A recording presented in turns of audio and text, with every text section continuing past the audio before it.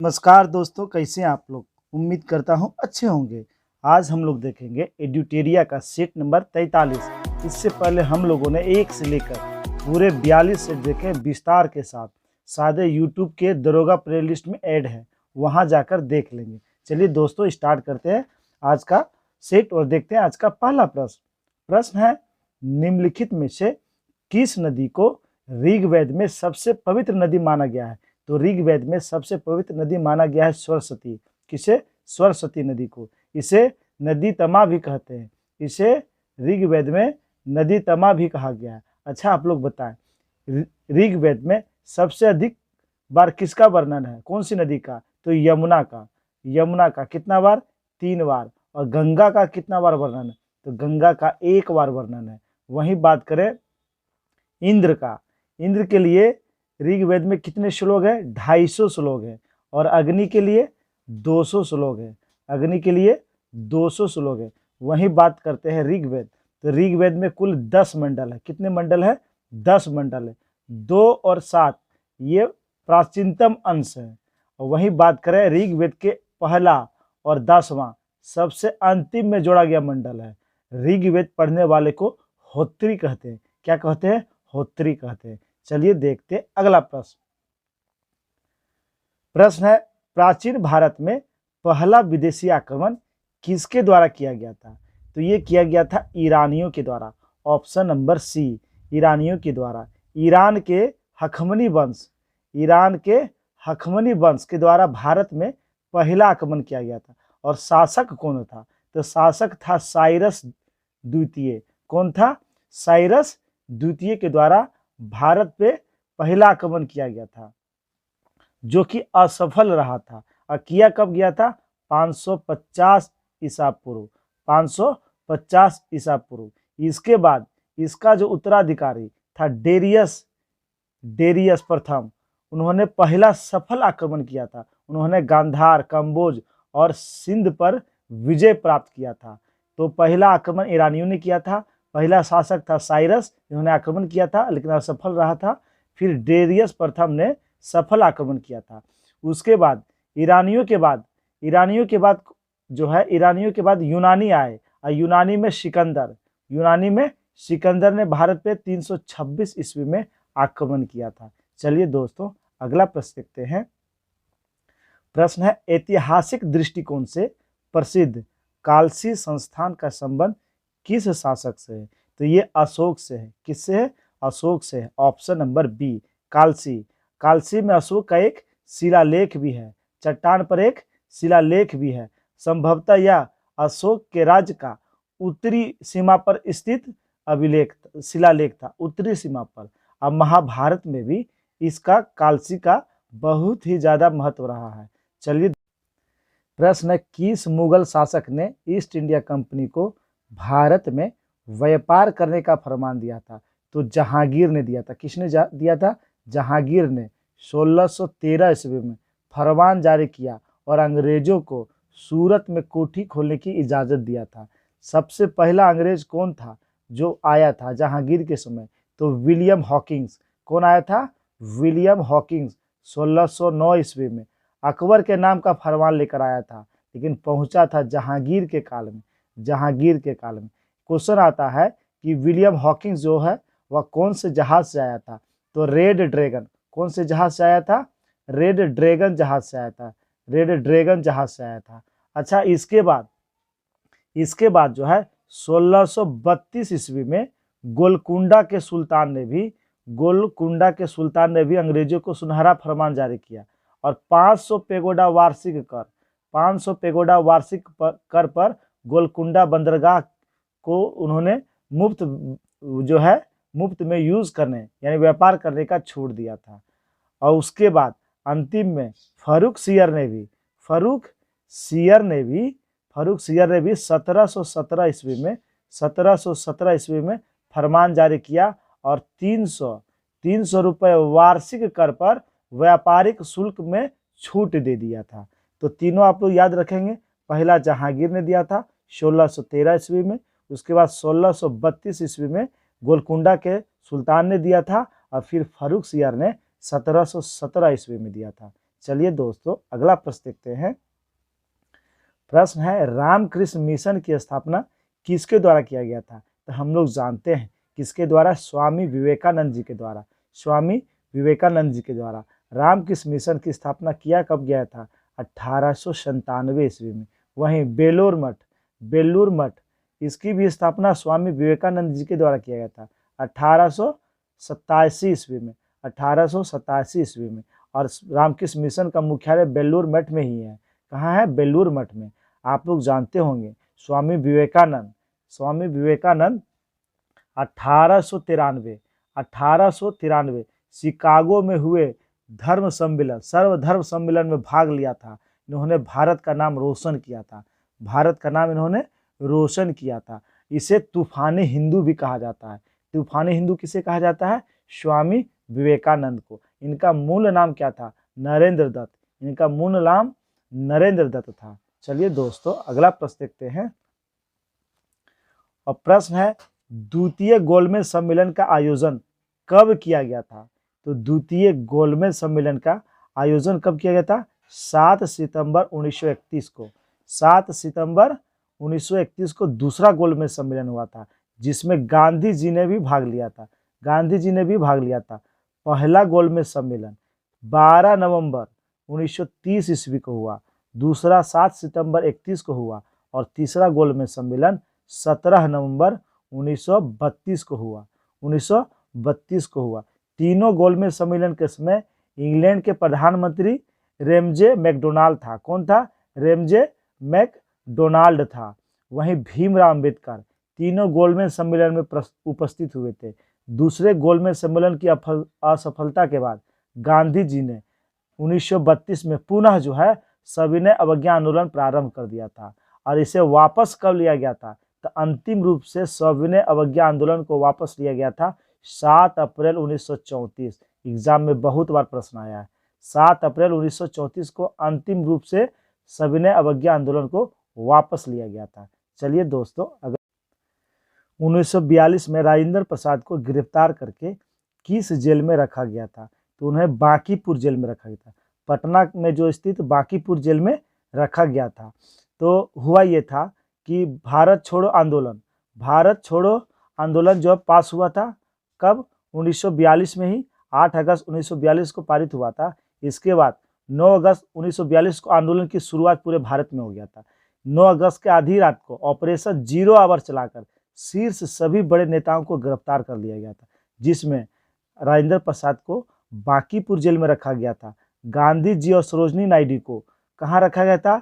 आगा खां palace में रखा गया था।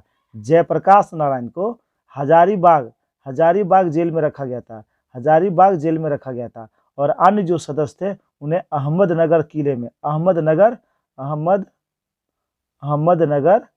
अहमदनगर दुर्ग में रखा गया था। चलिए दोस्तों देखते अगला प्रश्न। और प्रश्न है व्यक्तिगत सत्याग्रह के प्रथम सत्याग्रही किसे चुना गया था? तो व्यक्तिगत सत्याग्रह के प्रथम सत्याग्रही थे विनोबा भावे। कौन थे? विनोबा भावे थे। व्यक्तिगत सत्याग्रह शुरू कब हुआ था? ये भी एग्जाम में आया हुआ है। 17 अक्टूबर 1940 को गांधी जी के द्वारा शुरू किया गया था। किनके द्वारा? गांधी जी के। पहला सत्याग्रही तब विनोबा भावे थे। दूसरा सत्याग्रही कौन थे? जवाहरलाल नेहरू थे। कौन थे? जवाहरलाल नेहरू। एग्जाम में तीसरा सत्याग्रही भी पूछ लिया जाता है, ब्रह्मदत्त। तीसरा सत्याग्रही कौन थे? ब्रह्मदत्त थे।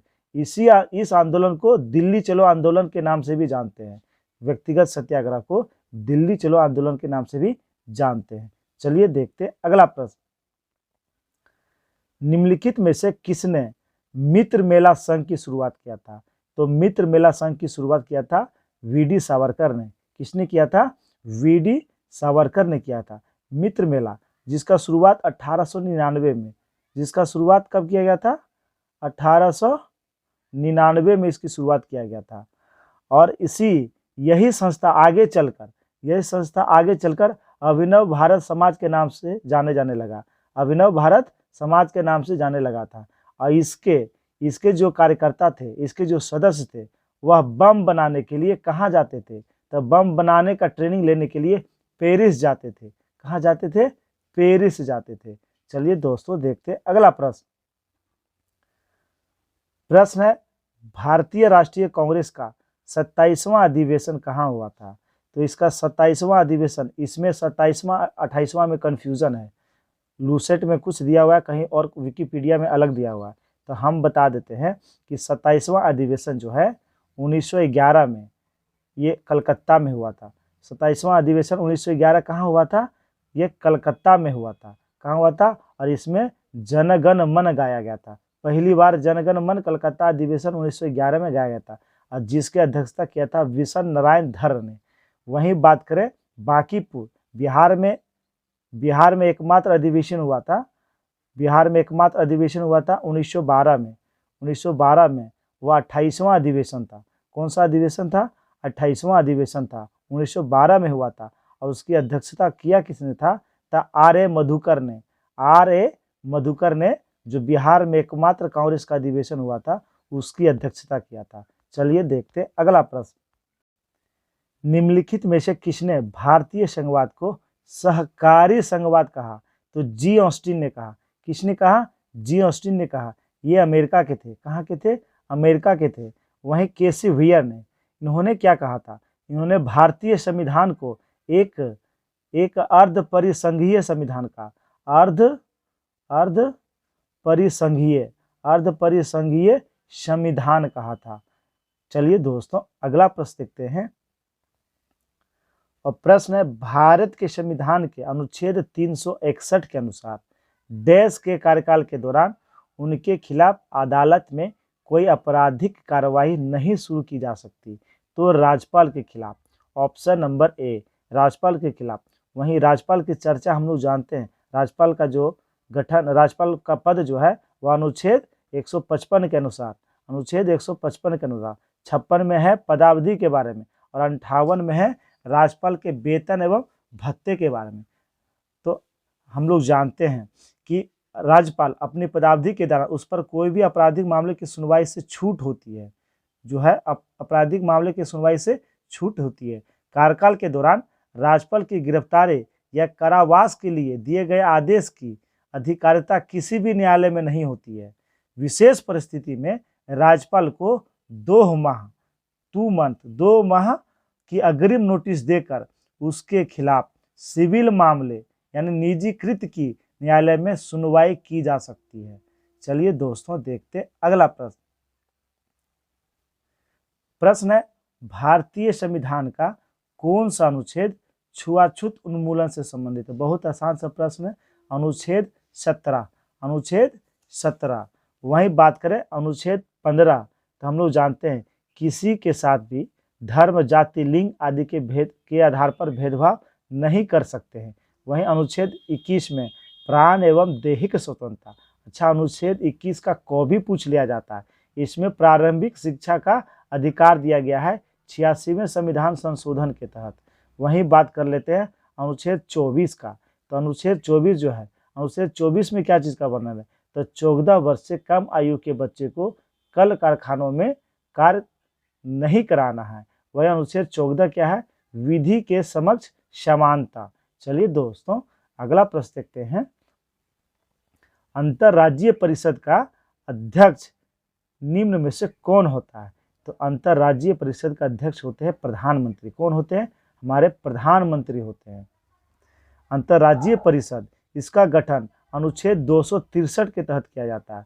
अनुच्छेद 263 के तहत राज्यों के बीच उत्पन्न विवाद की जांच एवं सलाह के लिए, अच्छा, इसके जो सदस्य होते हैं, इसके सदस्य कौन होते हैं? तो इसके अध्यक्ष होते हैं प्रधानमंत्री और सभी राज्यों के राज्यपाल इसके सदस्य होते हैं। वहीं इसकी जो स्थायी समिति होती है उसमें 6 सदस्य होते हैं। कितने सदस्य होते हैं? 6 सदस्य होते हैं। इसमें एक गृह मंत्री होते हैं भारत के और दूसरे 5 कैबिनेट मंत्री होते हैं। 5 कैबिनेट मंत्री होते हैं। चलिए देखते हैं अगला प्रश्न। प्रश्न है, निम्न में से कौन लोकसभा अध्यक्ष को अध्यक्ष पद हेतु शपथ दिलाता है? तो लोकसभा का अध्यक्ष पद का शपथ ग्रहण नहीं होता है। तो इसका आंसर हो जाएगा ऑप्शन नंबर डी, लोकसभा अध्यक्ष। अनुच्छेद 93 के तहत लोकसभा सदस्य अपने सदस्यों में से ही एक अध्यक्ष का चुनाव करती है। एक अध्यक्ष का चुनाव करती है। चलिए आप लोग बताएं, प्रोटेम स्पीकर का चुनाव कौन करता है? तो प्रोटेम स्पीकर का नियुक्ति जो है राष्ट्रपति करते हैं नवनिर्वाचित सदस्यों को शपथ दिलाने के लिए। वहीं बात कर लेते हैं लोकसभा अध्यक्ष। ये किनके अध्यक्ष होते हैं? तो लोकसभा अध्यक्ष जो होते हैं वह कार्य मंत्रणा समिति, नियम समिति, सामान्य प्रायोजन समिति के अध्यक्ष होते हैं। और धन विधेयक है या नहीं, इसका निर्धारण कौन करता है? इसका निर्धारण लोकसभा अध्यक्ष करते हैं। वही धन विधेयक की चर्चा अनुच्छेद 110 में है। चलिए देखते हैं। प्रश्न है, भू राजस्व एवं लोक व्यवस्था निम्न में से किस सूची का विषय है? सूची तो हम लोग इतना बार देखें, याद हो जाना चाहिए। किस सूची का विषय है? राज्य सूची का विषय। हम लोग जानते हैं राज्य सूची में कुल 61 विषय हैं। पहले 66 थे, एग्जाम में ये आते हैं, इसे भी ध्यान में रखिएगा। शांति व्यवस्था, पुलिस, जेल, स्थानीय शासन, जन स्वास्थ्य, ये किसके अंतर्गत आते हैं? तो ये आते हैं राज्य सूची के अंतर्गत। वहीं संघ सूची में 100 विषय हैं। कितने विषय हैं? 100 विषय हैं। पहले 97 थे। देश की रक्षा, विदेशी मामले, युद्ध, शांति, रेल, डाक, तार, बैंकिंग, मुद्रा, ये सारे जो है संघ सूची में आते हैं। वहीं समवर्ती सूची की बात करें, वर्तमान में 52 विषय हैं, पहले 47 थे। विवाह, तलाक, फौजदारी एवं दीवानी कानून प्रक्रिया, वहीं शिक्षा, आर्थिक नियोजन, यही एग्जाम में आता है, आर्थिक नियोजन, समवर्ती सूची, बिजली, समाचार पत्र, वन, श्रमिक संघ, ये सारे समवर्ती सूची में आते हैं। चलिए देखते हैं अगला प्रश्न। और प्रश्न है, भारत में सर्वप्रथम किस राज्य को विशेष राज्य का दर्जा दिया गया था? तो किस राज्य को दिया गया था? तो ये दिया गया था असम को। ऑप्शन नंबर बी, असम को दिया गया था 1969 ईस्वी में। 1969 ईस्वी में 3 राज्य को असम, नागालैंड और जम्मू कश्मीर को विशेष राज्य का दर्जा दिया गया था। एग्जाम में ये आता है किस फार्मूले के तहत? गॉडगिल फार्मूले के तहत। अच्छा, अभी भारत के कितने राज्यों को विशेष दर्जा प्राप्त है? कुल 11 राज्य। 3 राज्य ये हो गया है, उसके बाद अरुणाचल प्रदेश, मणिपुर, मेघालय, मिजोरम, सिक्किम, त्रिपुरा, हिमाचल प्रदेश और सबसे अंतिम में उत्तराखंड को विशेष राज्य का दर्जा प्राप्त है। विशेष राज्य का दर्जा प्राप्त जो राज्य होते हैं उन्हें केंद्रीय बजट में प्लान्ड खर्च का 30% जो है हिस्सा इसे मिलता है। वहीं जो राशि केंद्र से मिलती है उसमें 90% जो है अनुदान में मिलता है और बाकी के 10% बिना ब्याज के मिलता है। चलिए दोस्तों अगला प्रश्न देखते हैं। प्रश्न है, पंचायती राज का प्रमुख लक्ष्य है। तो पंचायती राज का प्रमुख लक्ष्य है ग्रामवासियों में शक्ति का विकेंद्रीकरण। Option number A. वही हम लोग जानते हैं 73वें संविधान संशोधन के तहत 73वें संविधान संशोधन के तहत पंचायतों को संवैधानिक दर्जा प्रदान किया गया था और सबसे पहले पंचायती राज राजस्थान के नागौर में लागू हुआ था पंडित जवाहरलाल नेहरू के द्वारा। चलिए दोस्तों देखते हैं अगला प्रश्न। और प्रश्न है, संसदीय विशेषाधिकार किस देश के संविधान से लिया गया है? तो ये किस देश के संविधान से लिया गया? ब्रिटेन से लिया गया। किससे लिया गया? ब्रिटेन से क्या क्या लिया गया? तो ब्रिटेन से एकल नागरिकता, विधि निर्माण प्रक्रिया, विधि का शासन, मंत्रिमंडल प्रणाली, परमाधिकार लेख और द्विसदन किस देश से लिया गया है? ब्रिटेन से लिया गया। वहीं बात कर लेते हैं ऑस्ट्रेलिया से प्रस्तावना की भाषा, समवर्ती सूची और केंद्र राज्य के बीच संबंध, शक्ति का विभाजन, संयुक्त अधिवेशन और व्यापार, वाणिज्य और समागम की स्वतंत्रता। वहीं बात कर लेते हैं जापान से। तो जापान से लिया गया विधि द्वारा स्थापित प्रक्रिया। चलिए दोस्तों प्रश्न है, निम्नलिखित में कौन तृतीय क्षेत्र का भाग है? तो इसका आंसर हो जाएगा इनमें से कोई नहीं। सूती निर्माण, फसलों की खेती, पशुपालन, कृषि, मत्स्य पालन, खनन, ये सारे प्राथमिक क्षेत्र के उदाहरण हैं। द्वितीय क्षेत्र के उदाहरण, तो द्वितीय क्षेत्र के उदाहरण विनिर्माण, विद्युत, गैस आपूर्ति, जल आपूर्ति और जन उपयोगी सेवाएं, ये द्वितीय क्षेत्र का उदाहरण है। यानी प्राथमिक क्षेत्र के उत्पादों को अपनी कच्चे माल की तरह जो उपयोग किया जाता है वह द्वितीय क्षेत्र में किया जाता है। वहीं तृतीय क्षेत्र की बात करें तो जहां सेवाएं दी जाती, जैसे व्यापार, होटल, परिवहन, भंडारण, संचार प्रसारण से संबंधित सेवाएं, या लोक प्रशासन, रक्षा, अन्य सेवाएं, जितनी भी सेवाएं हैं वह तृतीय क्षेत्र के अंतर्गत आते हैं, तृतीय क्षेत्र के अंतर्गत आते हैं। और भारत की अर्थव्यवस्था में सबसे अधिक योगदान तृतीय क्षेत्र का है। किसका है? तृतीय क्षेत्र का। चलिए देखते हैं अगला प्रश्न। अर्थव्यवस्था में उत्पादन का अर्थ है, तो उत्पादन का अर्थ होता है उपयोगिता। जितनी उपयोगिता होगी उतना ही उत्पादन होगा, तो इसका आंसर हो जाएगा ऑप्शन नंबर बी। अगला प्रश्न है, निम्नलिखित में कौन खास निर्धारण यानी क्रेडिट रेटिंग एजेंसी नहीं है? तो केयर, ऑप्शन नंबर डी। वहीं देख लेते हैं CRISIL, इसका फुल फॉर्म होता है credit rating information services of India limited. वही IFCI, तो इसका full form industrial finance corporation of India, इसकी स्थापना 1948 में हुआ था। वहीं ICRA, investment information and credit agent of India limited, इसकी स्थापना कब हुआ था? 1945 के आसपास हुआ था, 1945 के आसपास। वहीं केयर की बात करें तो कोऑपरेशन अमेरिका रिकॉर्पोरेशन इफोर्ट, इसका फुल फॉर्म होता है। यह बाजार आधारित समाधान विकसित करता है। कौन? केयर। चलिए दोस्तों अगला प्रश्न देखते हैं, और प्रश्न है, भारत में जिंसो यानी कंपोजिट के निर्यात की श्रेणी है, यह किस श्रेणी में आता है? तो यह हो जाएगा परंपरागत निर्यात वस्तु, अपरंपरागत किंतु अनिश्चितता वाली वस्तु, अपरंपरागत अच्छी संभवता वाली वस्तु, उपयुक्त सभी, option number D, option number D.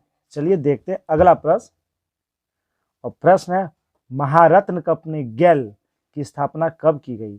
तो गेल की स्थापना 1984 में हुआ। कब हुआ? 1984 में। अच्छा, आप लोग बताया भारत में कितनी महारत्न कंपनियां? वर्तमान में भारत में 12 महारत्न कंपनियां हैं। सबसे अंतिम में कौन सी महारत्न कंपनी में शामिल हुआ था? REC, रूरल इलेक्ट्रिफिकेशन कॉरपोरेशन, जिसकी स्थापना 1969 में हुआ, ये याद रखना है। अच्छा, वही बात करें सेल की स्थापना कब हुआ? 1954 में हुआ। कब हुआ? 1954 में। भेल की स्थापना कब हुआ? भेल की स्थापना 1964 में हुआ। ONGC की स्थापना कब हुआ? ONGC की स्थापना 1956 में हुआ। और NTPC की स्थापना कब हुआ? 1975 में हुआ। 1975 में हुआ। चलिए देखते हैं अगला प्रश्न। प्रश्न है, किसी जलीय वातावरण में स्वतंत्र एवं स्थूलदर्शी प्राणियों को किस प्रकार उल्लेखित किया जा सकता है? तो तरणक के रूप में, ऑप्शन नंबर डी, तरणक के रूप में। चलिए देखते हैं अगला प्रश्न। प्रश्न है, बल्पक्रम राष्ट्रीय उद्यान किस राज्य में है? तो बल्पक्रम राष्ट्रीय उद्यान यह किस राज्य में है? यह मेघालय में है, ऑप्शन नंबर डी, मेघालय में। नोकरेक राष्ट्रीय उद्यान और सीजू पक्षी अभ्यारण्य, यह भी एग्जाम में आया हुआ है। सीजू पक्षी अभ्यारण्य मेघालय में है, मेघालय में। वहीं बात कर लेते हैं मणिपुर में कौन सा राष्ट्रीय उद्यान है? तो मणिपुर में हम लोग जानते हैं विश्व का एकमात्र तैरता हुआ अभ्यारण्य किबुल लमजाओ अभ्यारण्य, और सुरई राष्ट्रीय उद्यान, ये भी एग्जाम में आया हुआ है, यह मणिपुर में है। पंजाब की बात करें तो अबोहर वन्यजीव अभ्यारण्य और झज्जर बछोली राष्ट्रीय उद्यान, यह कहाँ है? यह पंजाब में है। वीर भादसो राष्ट्रीय उद्यान, ये भी पंजाब में है। असम की बात करें, काजीरंगा, मानस, औरंग, ये सारे किस राज्य में है? ये असम राज्य में है। चलिए देखते हैं अगला प्रश्न। प्रश्न है, भारतीय प्राणि विज्ञान सर्वेक्षण का मुख्यालय कहाँ है? तो ये कोलकाता में है। कहाँ है? कोलकाता में है, ऑप्शन नंबर सी, कोलकाता में। कोलकाता में ही भारतीय वनस्पति सर्वेक्षण भारतीय वनस्पति सर्वेक्षण संस्थान भी कहाँ है? कोलकाता में है। वहीं आप लोग बताएं, भारतीय वन सर्वेक्षण, भारतीय वन सर्वेक्षण ये कहाँ है? यह देहरादून में है। कहाँ है? देहरादून में है, देहरादून में। अच्छा आप लोग बताएं, केंद्रीय चिड़ियाघर प्राधिकरण ये कहाँ है? तो केंद्रीय चिड़ियाघर प्राधिकरण ये नई दिल्ली में। कहाँ है? नई दिल्ली में। अच्छा, भारतीय पशु कल्याण बोर्ड, भारतीय पशु कल्याण बोर्ड ये कहाँ है? ये चेन्नई में है। कहाँ है? चेन्नई में। अच्छा, एक क्वेश्चन आता है, सलीम अली पक्षी विज्ञान केंद्र, सलीम अली पक्षी विज्ञान केंद्र ये कहाँ है? ये कोयम्बटूर में है। कहाँ है? कोयम्बटूर में है। चलिए देखते हैं अगला प्रश्न। प्रश्न है, विश्व आपदा नियंत्रण दिवस कब मनाया जाता है? तो ये कब मनाया जाता है? ये मनाया जाता है 13 अक्टूबर को। ऑप्शन नंबर बी, 13 अक्टूबर को। अच्छा, हम लोग अक्टूबर की कुछ महत्वपूर्ण दिवस जान लेते हैं। 3 अक्टूबर को विश्व प्रकृति दिवस मनाते हैं, विश्व प्रकृति दिवस। 4 अक्टूबर को पशु कल्याण दिवस, पशु कल्याण दिवस।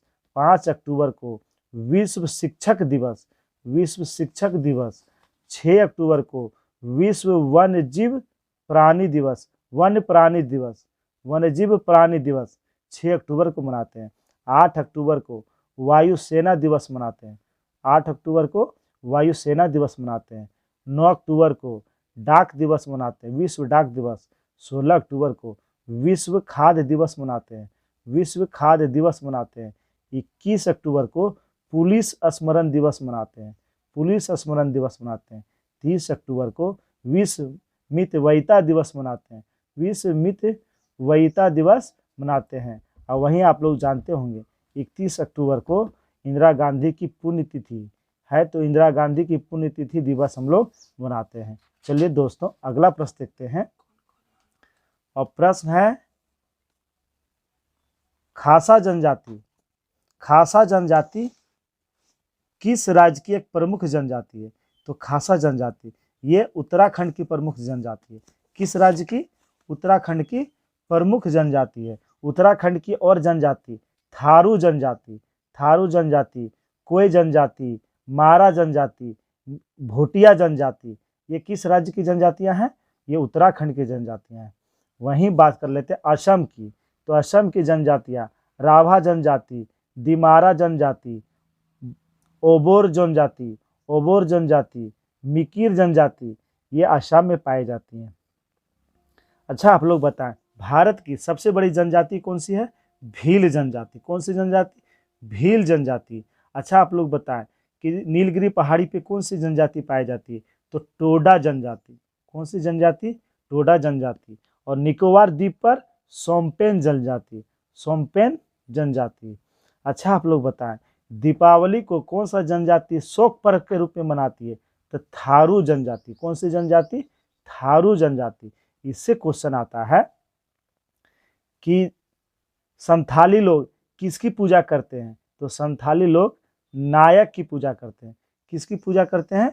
नायक की पूजा करते हैं। वहीं ठक्कर बाबा को, ठक्कर बाबा को, ठक्कर बापा या बाबा को आदिवासियों के मसीहा के नाम से भी जाना जाता है, आदिवासियों के मसीहा के रूप में भी जाना जाता है। चलिए दोस्तों देखते हैं, अगर कोरिया जल संधि किसे जोड़ती है? तो जापान सागर को पूर्वी चीन सागर से जोड़ती है। Option number b, option number b. वहीं डोबर जल संधि इंग्लिश चैनल को उत्तरी सागर से जोड़ती है, इंग्लिश चैनल को उत्तरी सागर से जोड़ती है।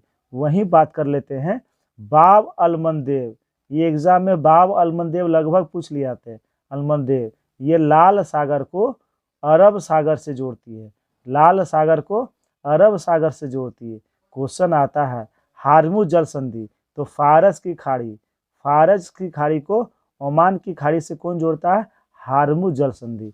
वहीं बोस जल संधि तस्मान सागर को दक्षिणी सागर से जोड़ता है। वहीं बात कर लेते हैं सोशीमा जल संधि, सुशीमा जल संधि ये जापान में है।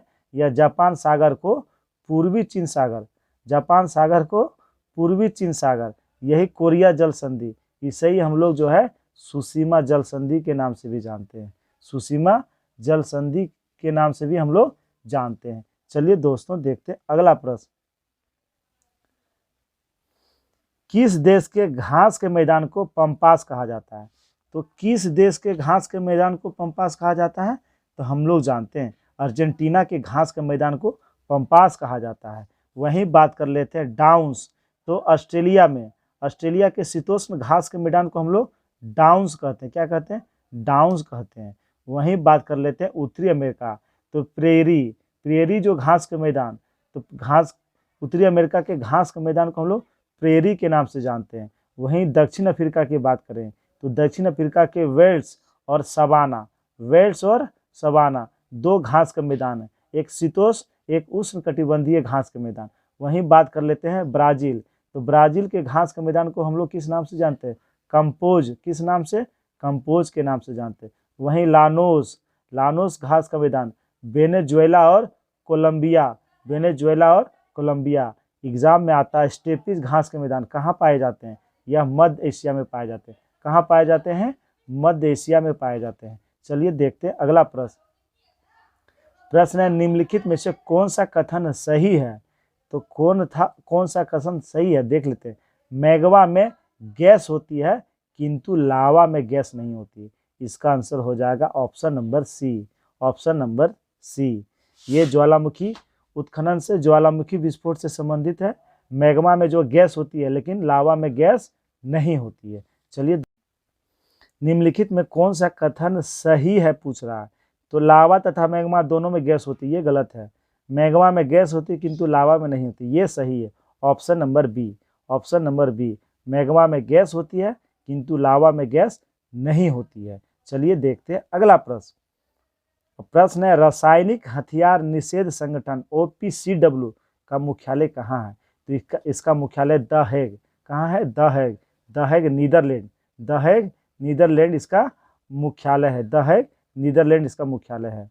इसकी स्थापना कब किया गया था? इसकी स्थापना 1997 में किया गया था। इसमें कुल 193 सदस्य देश है। 193 सदस्य देश है। इसे ही OPCW इसे 2013 में शांति का नोबेल पुरस्कार दिया गया था। शांति का नोबेल पुरस्कार मिला था। चलिए अगला प्रश्न देखते हैं। और प्रश्न है स्नेल का नियम संबंधित है। तो स्नेल का नियम प्रकाश के अपवर्तन से संबंधित है। स्नेल ने अपने प्रयोगों के आधार पर अपवर्तन के संबंध में नियम दिया था। नियम क्या था? आपतित किरण, प्रवर्तित किरण तथा दोनों माध्यमों के पृष्ठ के आपतन बिंदु पर अभिलंब सभी एक ही तल में होते हैं। यानी आपतन कोण की ज्या यानी आपतन कोण की जो साइन तथा अपवर्तन कोण का जो साइन का अनुपात स्थिर रहता है। क्या रहता है? यानी S sin I बटे sin R बराबर कांस्टेंट क्या होता है? स्थिर रहता है। चलिए दोस्तों देखते हैं अगला प्रश्न। और प्रश्न है सूची 1 को सूची 2 से मिलान कर देख लेते हैं। क्यूसेक से हम लोग प्रवाह की दर मापते हैं। क्या मापते हैं? प्रवाह की दर मापते हैं। बाइट जो है कंप्यूटर में यूज होता है। वहीं रिएक्टर भूकंप की तीव्रता, कंप्यूटर का जो कोड होता है वो बाइट में, जो किस में नापते हैं? बाइट में। और भूकंप की तीव्रता रिएक्टर स्केल पे नापा जाता है। और दाब यानी बार जो है प्राकृतिक बार जो है दाब को मापा जाता है। तो इसका आंसर हो जाएगा ऑप्शन नंबर बी। चलिए देखते हैं अगला प्रश्न है उस बल का नाम बताइए जिसके परिणाम स्वरूप दो परस्पर प्रभावी वस्तुओं के बीच प्रत्यक्ष भौतिक संपर्क होता है। तो वह कैसा बल होता है? वह संपर्क बल होता है। ऑप्शन नंबर ए पेशीय बल होता है। या किसी वस्तु को या हम ठोकर मारते हैं तो हमारे शरीर हमारे पेशियों के द्वारा मांसपेशियों के द्वारा जो बल लगता है उसे ही पेशीय बल कहते हैं। वहीं घर्षण बल आप लोग जानते हैं, दो पृष्ठों के बीच विपरीत दिशा में लगने वाला बल, यानी यह रोकने वाला बल होता है। चलिए दोस्तों देखते हैं अगला प्रश्न। और प्रश्न है कोका कोला जैसे शीतल पेय पदार्थों में क्या पर्याप्त मात्रा में पाया जाता है? तो उसमें कैफीन पाया जाता है। क्या पाया जाता है? कैफीन पाया जाता है। टेनिन जो है चाय में पाई जाती है, चाय में टेनिन पाए जाते हैं। वहीं तंबाकू में क्या पाया जाता है, निकोटीन पाया जाता है। और ज़्यादा किसी का सेवन करना हमारे शरीर के लिए हानिकारक है। चलिए दोस्तों देखते हैं अगला प्रश्न। और प्रश्न है, जल के अणुओं में कौन सा संकरण होता है? तो जल के अणुओं में sp3 संकरण होता है, sp3 संकरण होता है। वहीं आप लोग बताएं sp प्रसंकरण किस में होता है? BeCl2, इसमें sp संकरण पाया जाता है। अच्छा, sp संकरण जो है इसकी आकृति कैसी होती है? इसकी आकृति रेखीय होती है। कैसी होती है? रेखीय होती है। sp2 प्रसंकरण, इसकी आकृति त्रिकोणीय होती है। और ग्रेफाइट में sp2 प्रसंकरण पाया जाता है। sp3 प्रसंकरण, इसकी आकृति त्रिकोणीय पिरामिडीय होती है। और यह हीरा में कैसी प्रसंकरण पाया जाता है? तो sp3 प्रसंकरण पाया जाता है। चलिए दोस्तों देखते हैं अगला प्रश्न। प्रश्न है, निम्नलिखित में से कौन रेडियो सक्रिय नहीं है? तो zirconium, option number b. Zirconium एक धातु है और यह रेडियो एक्टिविटी तत्व नहीं है, यह रेडियो एक्टिविटी तत्व नहीं है। वहीं बाकी जो तीनों हैं वह रेडियो एक्टिविटी तत्व है। अच्छा, रेडियो सक्रियता का खोज किसने किया था? रेडियो एक्टिविटी की खोज किसने किया था? हेनरी बेकुरल ने किया था। किसने किया था? हेनरी बेकुरल ने खोज किया था। वहीं रेडियो एक्टिविटी एलिमेंट रेडियम की खोज किसने किया था? मैडम क्यूरी ने किया था। किसने किया था? मैडम क्यूरी ने किया था। और जिस तत्व से अल्फा, बीटा और गामा किरण निकलते हैं वह रेडियो एक्टिविटी तत्व कहलाते हैं, वहीं जिरकोनियम यह एक धातु है जिसका परमाणु संख्या कितना होता है? परमाणु क्रमांक इसका 40 होता है और इसका सूत्र जो है Zr होता है। क्या होता है? Zr होता है। चलिए दोस्तों अगला प्रश्न देखते हैं। टेप रिकॉर्डर ध्वनियों को किस रूप में रिकॉर्ड करता है? तो चुंबकीय ऊर्जा के रूप में।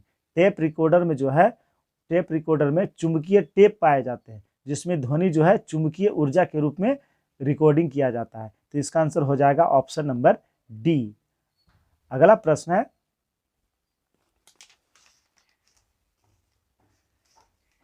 पदार्थ का परमाणविक सिद्धांत सर्वप्रथम किसने दिया था? तो ये दिया था जॉन डाल्टन ने। किसने दिया था? जॉन डाल्टन ने। और हम लोग जानते हैं रदरफोर्ड ने कौन सा सिद्धांत दिया था? तो रदरफोर्ड ने परमाणु सिद्धांत दिया था। परमाणु के नाभिक का सिद्धांत किसने दिया था? रदरफोर्ड ने दिया था। वहीं थॉमसन, जे थॉमसन ने इलेक्ट्रॉन की खोज किया था। किसका खोज किया था? इलेक्ट्रॉन की खोज किया था। वहीं बात करें बोर्स, तो बोर्स ने क्वांटम सिद्धांत दिया था और परमाणु संरचना का सिद्धांत दिया था। क्वांटम सिद्धांत दिया था और परमाणु संरचना का सिद्धांत दिया था। चलिए दोस्तों देखते हैं अगला प्रश्न। कोशिका में ग्लूकोज का ऑक्सीकरण कहाँ होता है? तो माइटोकॉन्ड्रिया में होता है। कहाँ होता है? माइटोकॉन्ड्रिया। इसे ही कोशिका का पावर हाउस कहा जाता है।